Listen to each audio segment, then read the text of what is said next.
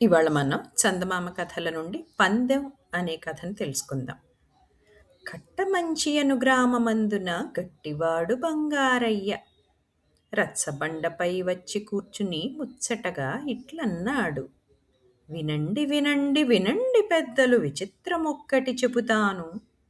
చిన్న కోడికి చేతులు చూపెదనన్నా చూడండన్నాడు. ఏమిటేమిటి, ఎక్కడెక్కడ, ఏది చూపుము అనిరంతా. పందెం వేసి 100 రూకలు ముందు పెట్టితే చూపెదను.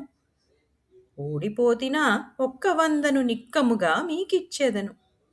అనగానే విని అచ్చటి పెద్దలు అప్పుడే డబ్బులు తెచ్చారు.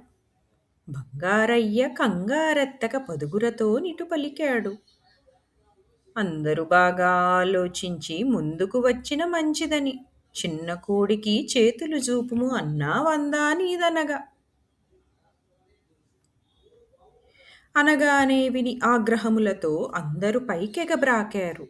మరచినారు నా మాటలేమిటో మరలా ఒక పరి చెప్పండి. కోడికి చేతులు చూడుడు చూపిత ఓడిపోతురని చెప్పాడు.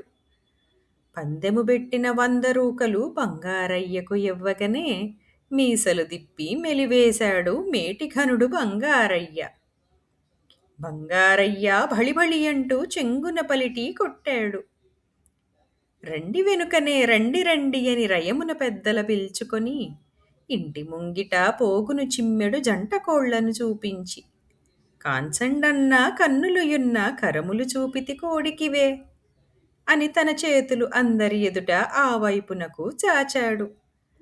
చూడుడు చేతులు కోడికి చూపితి, కోరిన పందెం ఇంతేగా. ఇదండి వాటి మన కథ.